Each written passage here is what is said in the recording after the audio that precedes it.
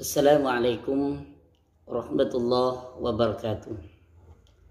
Anak-anakku kelas 5 yang Pak Guru sayangi, yang tentunya saat ini kalian masih tetap bersama keluarga di rumah. Mudah-mudahan diberikan kesehatan oleh Allah beserta keluarga, amin. Untuk pembelajaran kali ini SKI kelas 5, mari kita buka dengan ucapan Bismillahirrahmanirrahim. Anak-anakku yang Pak Guru sayangi, minggu yang lalu kita sudah membahas tentang kebijakan-kebijakan atau upaya-upaya yang dilakukan Abu Bakar As-Siddiq sebagai khalifah yang pertama. Banyak sekali usaha-usaha beliau dalam melanjutkan perjuangan baginda Kanjeng Nabi Muhammad, yaitu menyebarluaskan ajaran Islam. Nah, adapun tujuan pembelajaran pada hari ini, yaitu Pak Guru berharap kalian dapat mengambil hikmah dan menjadikan teladan, ya, menjadikan Abu Bakar sebagai teladan dalam kehidupan sehari-hari. Karena banyak sekali langkah-langkah beliau, usaha-usaha beliau, sikap beliau dalam kehidupan sehari-hari bersama baginda Nabi yang patut kita contoh dalam menegakkan agama Allah, menegakkan syariat Islam dalam kehidupan sehari-hari. Nah, anak-anakku yang Pak Guru sayangi, Abu Bakar ini salah satu sahabat yang termasuk golongan as-sabiqunal awwalun. Selain itu, beliau juga mengajak sahabat-sahabatnya untuk masuk Islam. Di antaranya adalah Tolha, kemudian di antaranya juga Utsman bin Affan, di antaranya juga Zubair bin Awam. Itu diajak masuk Islam karena Tolha, Utsman bin Affan, dan Zubair bin Awam dan teman-teman yang lain, sahabat-sahabat yang lain itu sahabat karibnya. Itu diajak masuk Islam sehingga sahabat-sahabat dekatnya pun ikut masuk Islam. Kemudian yang kedua, beliau juga termasuk sahabat yang dermawan. Bukti kedermawanan beliau selalu memerdekakan budak. Ya.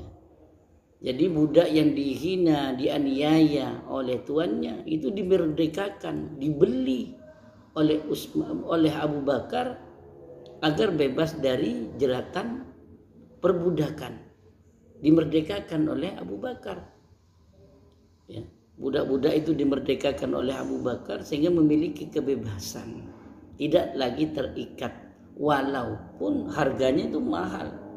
Walaupun harganya mahal tetap dibeli oleh Abu Bakar karena kedermawanan beliau. Dan selain itu Abu Bakar juga mengorbankan hartanya, mengeluarkan hartanya, bahkan seluruh hartanya itu digunakan untuk kepentingan Islam. Salah satu di antaranya yaitu untuk kebutuhan seperti perang Khandaq, perang Uhud, perang Badar. Jadi apapun yang dimilikinya itu dikeluarkan untuk menegakkan agama Allah. Itu bukti kedermawanan beliau. Kemudian yang ketiga, beliau juga termasuk salah satu sahabat yang berani membela baginda Kanjeng Nabi Muhammad. Satu contoh ketika baginda Nabi sedang sholat di depan Ka'bah, kemudian dianiaya oleh orang kafir Quraisy. Tapi dengan keberanian Abu Bakar sehingga beliau menjadi pembelanya. Dan akibatnya apa yang terjadi kepada Abu Bakar? Abu Bakar dikeroyok oleh orang kafir Quraisy sampai luka-luka karena membela baginda Kanjeng Nabi Muhammad. Dan Abu Bakar juga merupakan satu-satunya sahabat yang menemani baginda Kanjeng Nabi Muhammad hijrah ke Madinah. Jadi hijrah ke Madinah itu ditemani oleh Abu Bakar. Baginda Nabi hijrah ke Madinah ditemani oleh Abu Bakar. Ketika itu dikejar oleh orang kafir Quraisy dan selama 3 hari bersembunyi di Gua Sur. Ada yang mengatakan 4 hari 3 malam bersembunyi di Gua Sur sampai dilempar batu dan sebagainya. Itu perjuangan Abu Bakar dalam membantu baginda Nabi Muhammad menyebarluaskan, menegakkan agama Allah Subhanahu wa taala. Dan juga beliau Abu Bakar ini satu-satunya sahabat yang mendapatkan gelar As-Siddiq. Ya. Satu-satunya sahabat mendapatkan gelar As-Siddiq adalah Abu Bakar. Kenapa Abu Bakar mendapatkan gelar As-Siddiq dari baginda Kanjeng Nabi Muhammad? Karena setiap kejadian yang terjadi pada baginda Kanjeng Nabi Muhammad, apapun yang dikeluarkan dari lisan baginda Kanjeng Nabi Muhammad, tanpa berpikir panjang lagi, Abu Bakar membenarkan itu semua. Ya. Salah satu contoh yaitu ketika baginda Kanjeng Nabi Muhammad melakukan Isra Mi'raj, di Isra Mi'rajkan oleh Allah setelah kembali ke Mekah, kembali ke Masjidil Haram. Baginda Kanjeng Nabi Muhammad bercerita kejadian Isra Mi'raj yang barusan dialami tadi, yang baru dialami. Abu Bakar tanpa berpikir panjang langsung mengiyakan, langsung mempercayai, langsung mengimani, sehingga inilah yang menyebabkan Abu Bakar mendapatkan gelar yang luar biasa dari baginda Nabi, yaitu sebuah gelar As-Siddiq, terpercaya. Nah, anak-anakku yang Pak Guru sayangi, setelah baginda Kanjeng Nabi Muhammad sallallahu alaihi wasallam wafat diganti oleh Abu Bakar yang merupakan khalifah yang pertama, dan ketika Abu Bakar menjadi khalifah yang pertama setelah umur beliau mencapai 63 tahun, beliau mulai sakit-sakitan. Kesehatannya sudah mulai berkurang. Ya. Sebelum Abu Bakar wafat, sebelum Abu Bakar meninggal dunia, beliau mengumpulkan para tokoh dari tokoh kaum Muhajirin dan tokoh Ansor, dikumpulkan. Beliau berpendapat, ya, setelah beliau wafat nanti, meninggal nanti, beliau berpendapat ingin yang menjadi pengganti khalifah yang kedua adalah Umar bin Khattab. Nah, setelah minta pendapat kepada tokoh-tokoh yang lain, dan ternyata tokoh-tokoh yang lain menyetujui pendapat dari pada Abu Bakar As-Siddiq tersebut. Karena Abu Bakar As-Siddiq tidak ingin terjadi perpecahan.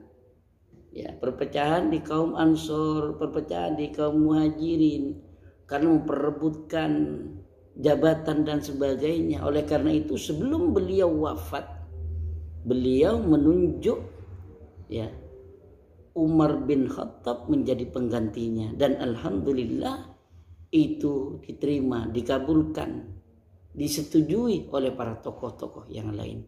Sehingga ketika beliau meninggal dunia, beliau wafat, langsunglah dibaiat yang namanya Umar bin Khattab, sehingga tidak ada perselisihan lagi.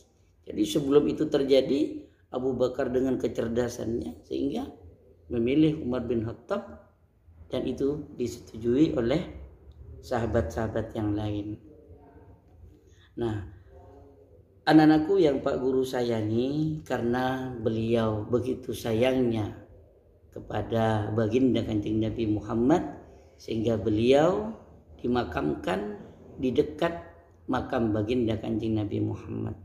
Dan kita berharap mudah-mudahan kita diberikan petunjuk oleh Allah, diberikan nikmat oleh Allah, diberikan kekuatan oleh Allah, diberikan rezeki oleh Allah untuk bisa ziarah ke makam baginda Kanjeng Nabi Muhammad dan makam yaitu Abu Bakar As-Siddiq, karena beliau berdekatan, yaitu berada di Masjid Nabawi di Madinah, ya, ada di Madinah.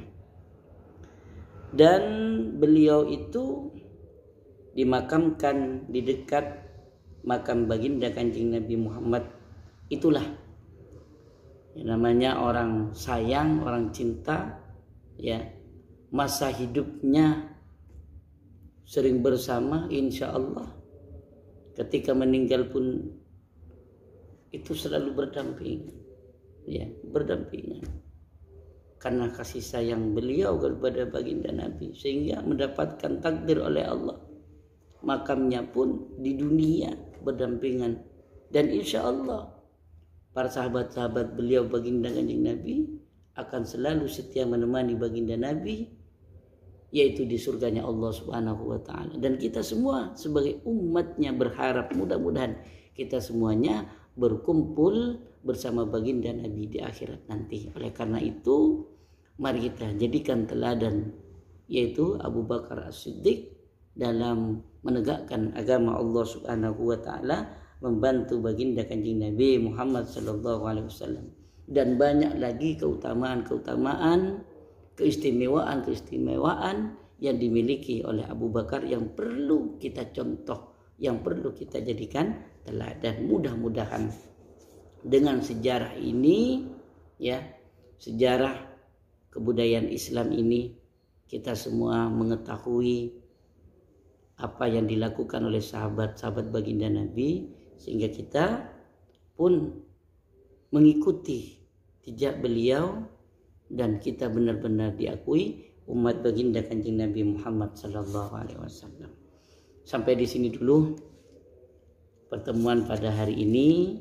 Jadi baginda Kanjeng Nabi Muhammad setelah wafat digantilah oleh khalifah yang pertama bernama Abu Bakar, dan digantilah khalifah yang kedua yaitu Umar bin Khattab. Dan dari cintanya baginda Kanjeng Nabi kepada Abu Bakar, Abu Bakar juga cinta kepada baginda Kanjeng Nabi. Bukan hanya makamnya ya disandingkan, akan tetapi hari wafatnya juga sama hari Senin, ya. Jadi Abu Bakar itu menurut sejarah, ya, ahli sejarah, itu beliau meninggal pada hari Senin malam Selasa ba'da sholat maghrib. Dan dari ini yang dapat Pak Guru sampaikan, mudah-mudahan banyak hikmahnya. Dan Pak Guru akhiri pembelajaran pada hari ini dengan ucapan alhamdulillahirabbil alamin. Wallahul muwaffiq ila aqwamit thoriq. Wassalamualaikum warahmatullahi wabarakatuh.